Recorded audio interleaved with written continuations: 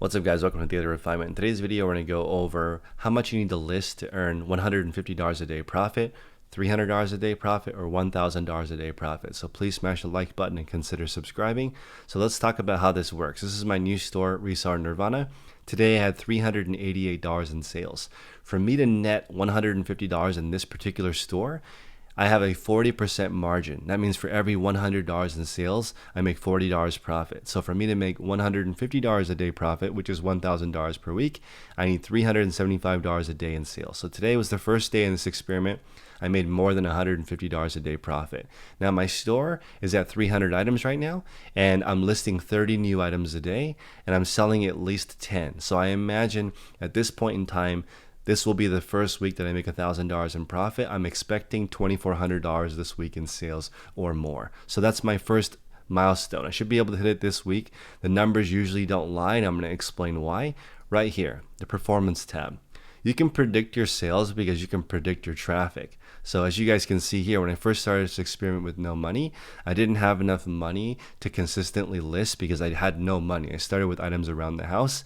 I intentionally picked the items in my house that would sell faster. If you're just starting out, you won't know which items in your house sell faster, so you won't have these type of results. And that's okay. It will take you a little bit longer to reach your goals, but I'm going to show you guys what you cannot do later in this video. So make sure you watch all the way to the end. So number one, before we continue, I have to make this disclaimer, maybe in every video now. If you list items that never sell, it's the same thing as not listing at all. You cannot list anything. I have never said in this series you can list anything and get this kind of results. You have to list items that people are actually looking for.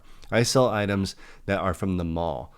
REI, Nordstrom's, or Macy's. I'm just selling regular items that people can find at the thrift store because I want to show you guys this is an example. I am not selling home runs. People are saying it's not fair because I'm only selling really expensive items. That's not true. If you look at my items, look at this is J. Crew, J. Brand, Page, Madewell, Tory Burch, Levi's, Polo Ralph Lauren, Nike, Under Armour. These are not high-end brands unless you consider Old Navy mid-tier, which is not. Old Navy is like the lowest tier of clothing available in America, and it's still in my store. That's because it still sells. I'm selling common mall brand items that people can find.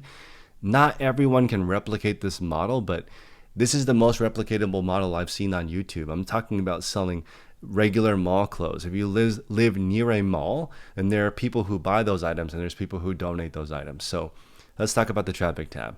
In the beginning, I only had enough money to list around 10 per day, and I started with 1 per day. I have only missed like 3 or 4 days and 60 days of listing, and that's because in the beginning I literally had no money to list at all. At this point now, I have enough capital to list 30 items per day because I didn't use any of the money in this experiment. I just kept rolling it over. So now, as of a week ago, starting last Tuesday, I've been listing 30 a day. And you can see here, you can see the traffic boost, right? I was going at around 200-300 views per day, and the day that I listed 30 after listing 10, I had 1,000 views. But you can see here, the sales didn't reflect the normal sell-through rate. It was actually low for me. I only had 5 sales that day, even with 1,000 views. But you can see, if you go to the bottom of this section, you can see the sales are starting to level off. 3 out of the last 4 days, I had over 10 sales, which is where I need to be to average $150 a day profit. You can see here, eBay is starting to trust me because I'm listing the same number of items each day. So you'll be able to predict roughly how many sales you're going to have each day based on the traffic. Consider this like a store. If you could guess how many people walk into your store every day, you can kind of get an idea of what your sales are going to be like, provided when they come in, they actually leave with an item. So a lot of people list a bunch of items that people don't want. So what happens is people come in your store and they never buy anything. So eBay stops giving you traffic. I know that should seem obvious, but the number one thing eBay penalizes is a change in your listing activity. So if for some reason I stopped listing 30 items a day, eBay might drop my traffic down even below where I was at 10 listings a day. So before you increase your listing goal, make sure that you can do it forever.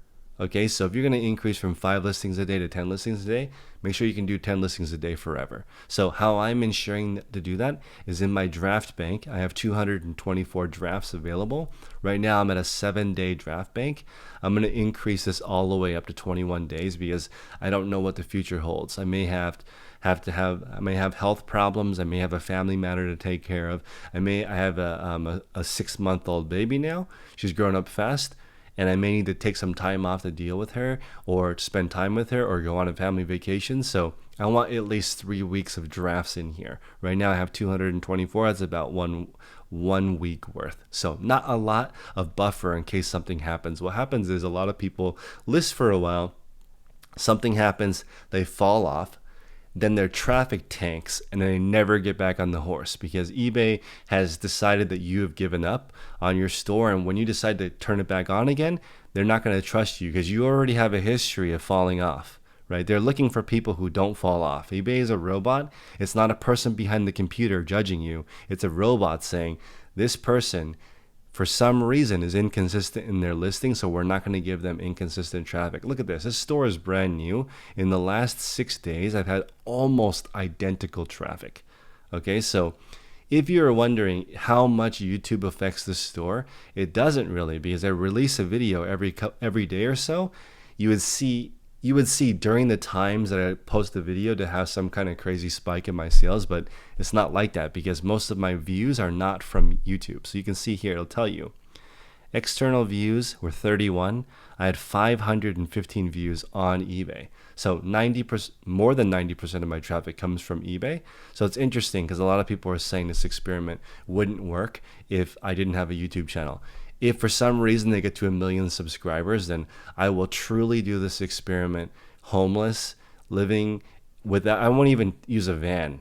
I just ask that I can use I don't even need a cell phone. I'll beg and borrow to have somebody give me a cell phone and I'll do it. But in order for me to do that, I would need to have 1 million subscribers. So please smash the like button and subscribe to this channel. And I bet I could still do it in a week because I already have the knowledge of how to do this. That's why I'm making this channel. So you guys should join the Facebook group that I have with my colleague Tech and Sports. It's at patreon.com/the Resellers Podcast. Join the Facebook group, go in there, get some mentorship if you want to. If you already know how to do it, then you could start over again and build the store again in a week because you already know how to do it. All I would need to build this store is around $3,000, and I would need to live in an area where I can go thrifting. Since I already know now a few different brands, and being in the Facebook group has been tremendous because now I know more than just clothing. And to be frank with you guys, clothing is not my best category. If I could sell shoes, this experiment would have been much faster. The problem with shoes is that I can't reach my $1,000 a day profit goal with shoes because I can't find enough in my area without sitting in traffic, and I don't like driving. So you guys can see the models are different here. For $150 profit in this store, I need $375 a day gross, which I'm already at. I imagine this week I'll do $2,400, but that's not my goal for this store. I want to make at least $100,000 the first year in this store. So what I'd like to do is ramp this up and try to go for $750 a day in sales or $300 profit. So this first year I'm anticipating $240,000 in sales minimum on the low end, and of that $100,000 profit in this new store. That'll make it worth it. That'll hopefully pay for some childcare.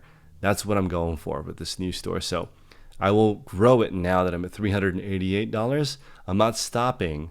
The next goal is $750 a day or $300 a day profit. Same exact model. Now the big store, Daily Refinement, you guys can see the page views are 10 times as high as the little store, which shouldn't surprise you because my goal for the big store is $4,000 a day in sales.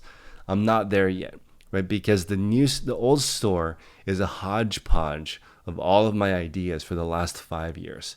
So if you want to get to the point where you have the same knowledge as me, you need to put in the same 5 years that I did every single day thinking about eBay to get to the point where you have that kind of a knowledge. I think that for most people, especially after watching this channel, it will not take you 5 years, but it took me 5 years to figure out how to do this, right? If you don't have a business background, it will take you much longer because When you have a business background, you usually become more customer oriented. You start thinking about what the customer wants instead of what you want. If you bought an item for $10 and you want to sell it for $20 so you can double your money, that is the wrong way of looking at it.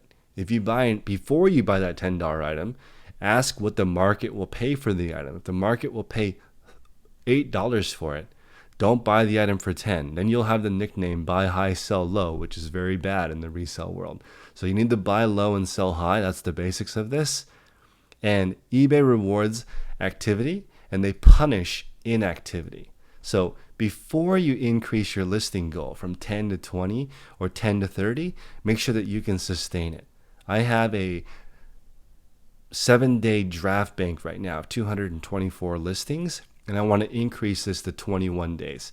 And the reason why I don't want to go over 21 days is because drafts expire after about 1 month. So I'm not going to let that happen. You can come in here and click on the created date, sort by the oldest listings first. I started listing more than my listing goal a few days ago. And you can see here, 4 days ago was the last draft. I'm not going to let these get older than 3 weeks because I don't want to lose them. It takes a lot of time to list, and I don't want to lose my work. A lot of people lose their drafts after 30 days, and they stop making drafts, they stop listing, and their whole store goes down the tube. Don't do that. Do eBay in a consistent manner. I'm saving you guys thousands of hours of heartache right now by just letting you know that being consistent is the number one thing. If you have the capacity to do 10 listings a day, maybe set a goal of 5 listings a day and have a big bank. That way, in case you need to take some time off, you actually can do that. So slowly increase your listings, maintain your draft bank, and I have to mention this one more time. You cannot list items that don't sell. Okay? That's the same thing as not listing an item at all. You're actually telling eBay that you list items that never sell. Why would eBay bring people to your shop if you list items that never sell?